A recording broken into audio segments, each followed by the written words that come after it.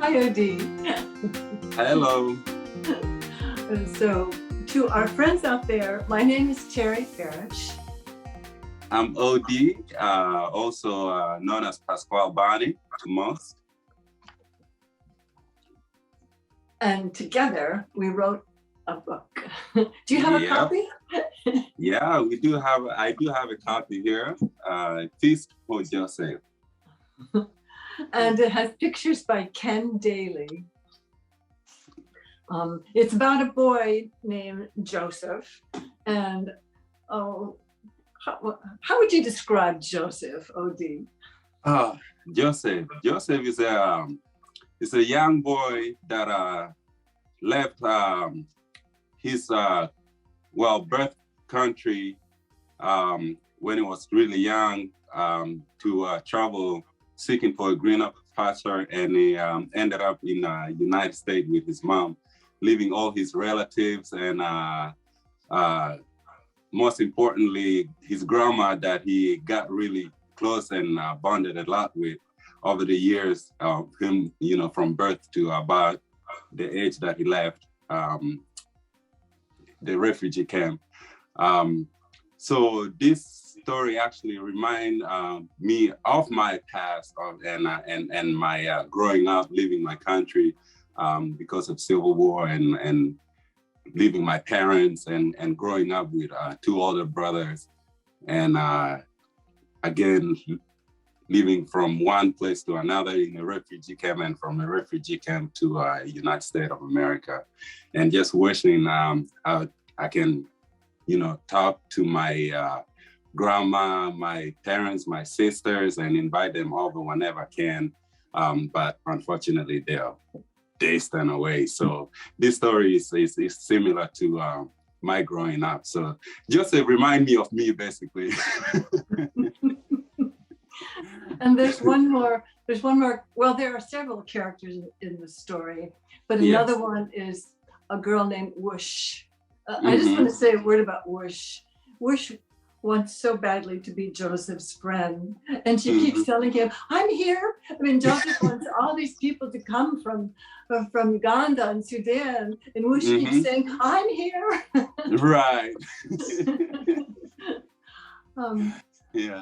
Is there the pictures by Ken Daly?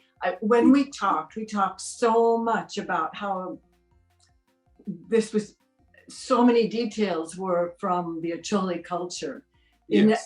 Is there a picture that stands out to you as something you really wanted to get across, to tell kids in this country and in the world about the Acholi culture?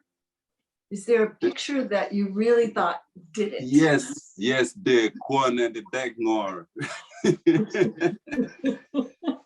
That was so important to me. And I remember we talked a little bit about this. Kwan is like the major source of food especially in the entire Africa, but it's really important in the refugee camp. Almost every refugee camp, you get by the United Nations, you get either corns, flour, or wheat flours, and that help makes the corn. And the degmor is something that is grown in the garden. So those are the two main source of food in the camp. So the corn and degmor was really important, especially in the book here. So yeah, the picture of corn and the degmor, every time I turn to that place, I'm like, yep, that's what I grew up on. And Joseph takes it to school for his school lunch. Yeah. And then he and Whoosh and his mother cook it for the feast. Right. So there's lots of Kwan in this book. Yeah. Yeah. I think I loved something. I loved many things about Ken's illustrations, everything. But one that reappears so much is Joseph and his grandmother. And his grandmother is not with him, and it's not with him, but he thinks about her. And so Ken, I'm going to show this picture. Ken often pictures Joseph with his grandma. This is even on the title page. He has them together. Right. And, This is actually and my there she favorite is of them with her all because of the dressing and the suitcase and yeah. Yeah. And I loved how he could show his heart, you know, that he was missing his grandma so much. He wanted a feast for her. So even though she's not really in the story with his mother and Whoosh, she's very present in the illustrations. Right. It was brilliant. That was very the artwork is just, oh gosh, he did an amazing job. The illustration really, like, is I was so excited when I got the first copy. I'm like, wow, this looks so better in real life. I know. It's so interesting. We talked and we talked and we talked. We had all these conversations on the phone and through texting. And then you saw the pictures. Oh my God, it's a book. It blew my mind. I mean, seeing it on like the papers, and like I was already like impressed with like the previews, you know, the electronic copies that, you know, he kept sending over, the coloring and everything else. And then literally like he makes a whole, he took it to the next level, seeing it like, you know, in the final work here. So it's, gosh, I was blown away with it. And looking at the Kwon and the Begmore, it's just like, I can't think of any better way to explain that. I have to say one more thing about the grandmother, who is even on the title page. She's over here. And when I was thinking of a dedication for my part of the dedication, I remembered a grandmother I met in Portland, where for years I collected oral histories from people who came from many different ways. They came in many different ways, but some of them came from Cairo. And I met a grandmother, and her name was Ludia. And so I wanted to dedicate the book to her, because she was the rock for those kids when they came to Portland. She was the one that was there when they came home from school while the parents were scrambling to work. So I had a real affection for the grandmothers. Right. Wow. Yeah. So I want to talk about the awal, which is the instrument in the story that Joseph remembers. And you told me that your father was a drummer, and you yourself grew up drumming, and it was very much a part of your experience that there was music. Would you talk about the awal? I mean, we must have spent weeks trying to come up with correctly. How to awal was really hard for me to describe, because it's not any instrument that you can find in any music store, or even in Uganda. It's so, not only in Uganda, in South Sudan. Now, I'm not sure if they use awal in Kenya for the Luo culture, but this is something that is, I want to say, is almost specific to the Acholi tribes.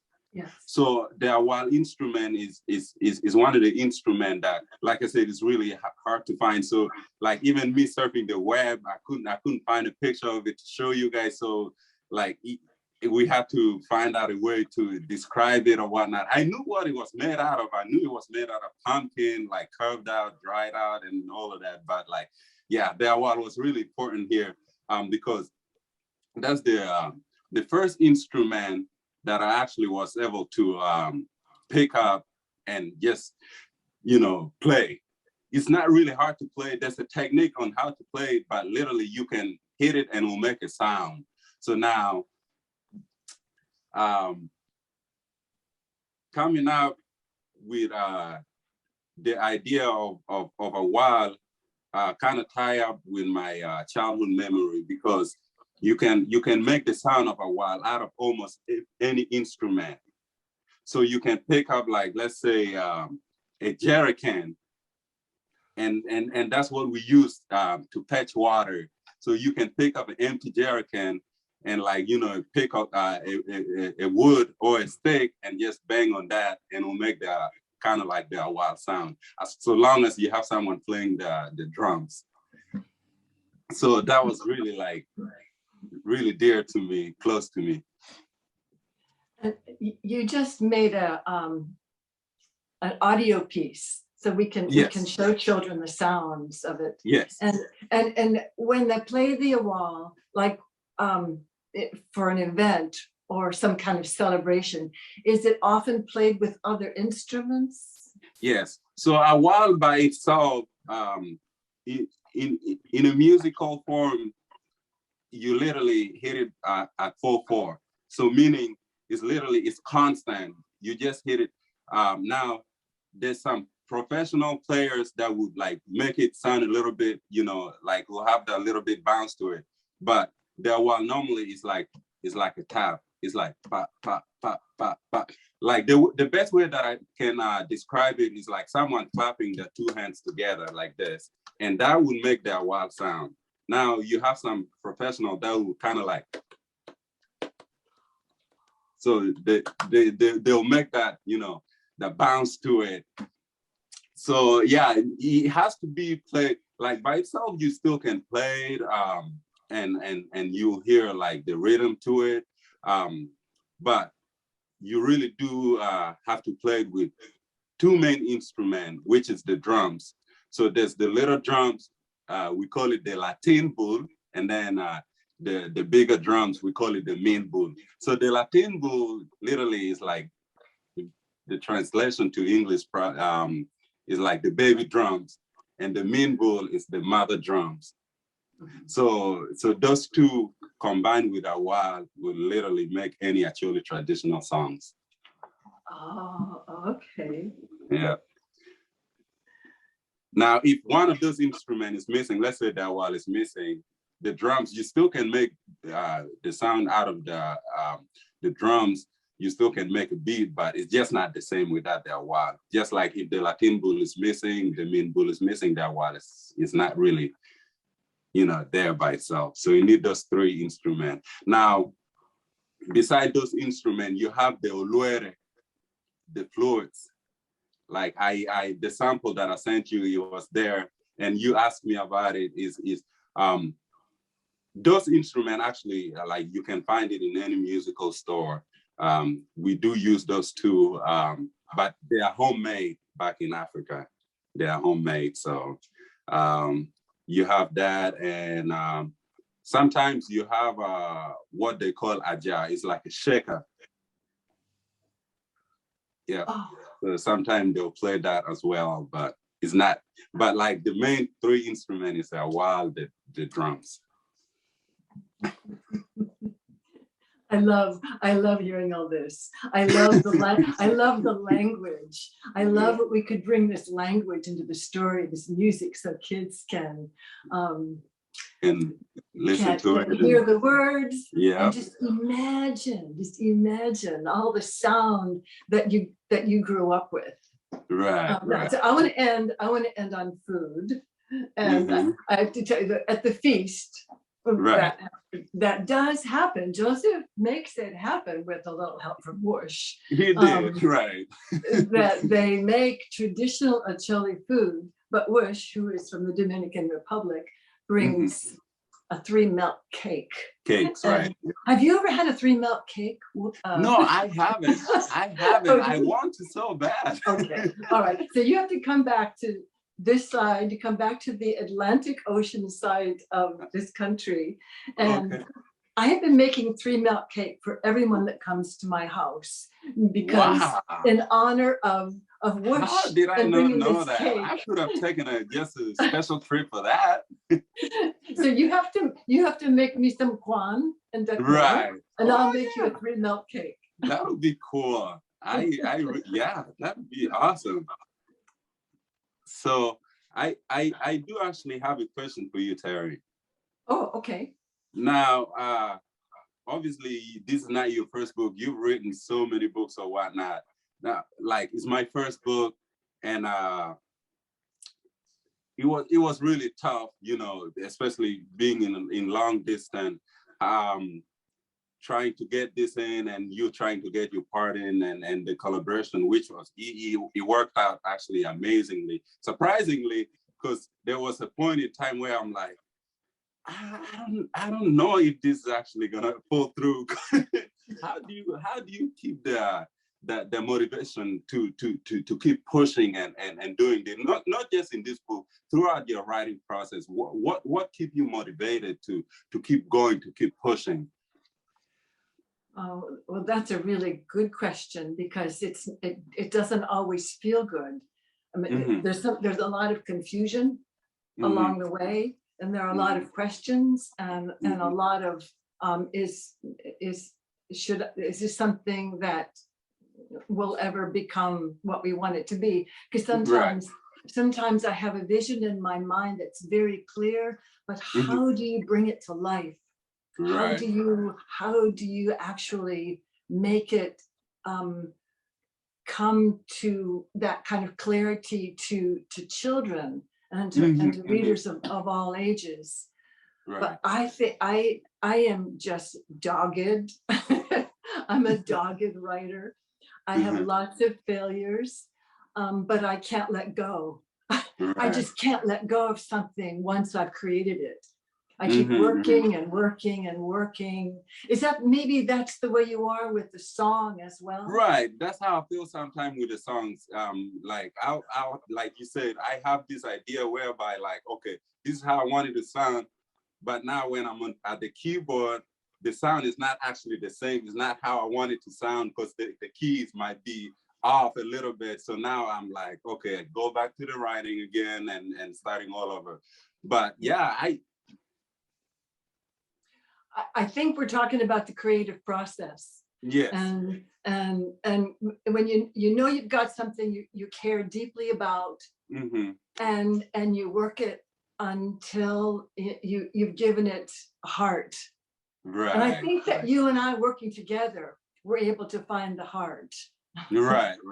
Yeah. The story, I knew like right from the start, I knew the story was gonna be like amazing, but I just didn't know, okay, like there's a certain point in time where I'm like, I don't know if this is really, you know what I mean? So I was like kind of like questioning myself, and I don't know if you felt the same way throughout the process. Well, I know that one of the first things we talked about doing was a version of the folktale that you sent of the me. rabbit. Yeah. And the evil thing that happened to him because he wasn't loyal to his people. Right. And so I played with that a little bit, and I think that loyalty to family is what we continue to work with, even though we didn't do it as a traditional folktale. We worked with that loyalty. But I wasn't quite sure either. Yeah. But maybe like you, maybe when I create something, I work with a lot of mystery before I know what I've got. Right. Yeah. It took a while to know what we had. You're right. Yeah, it did. But yeah. I always was wondering about that, and see how you felt throughout the writing process, from the beginning to, you know, the middle of it and to the end, because we had a lot of like email, phone conversation, text messages. Just it was a lot. It was a lot. I think 3 years of a lot. Oh yeah, that is a lot. I think it would have been easier if we were like close in distance, so we can, like, you know, sit at the same table and come with things. I think it would have taken us less time doing it that way. But I think so. I'm glad it's done though. It turned out perfect. It did. More than what I expected it. It did. I'll give you 2 thumbs up too. All right. That's what I have for you. Thank you. Thank you so much. Bye, everyone. Bye, everyone.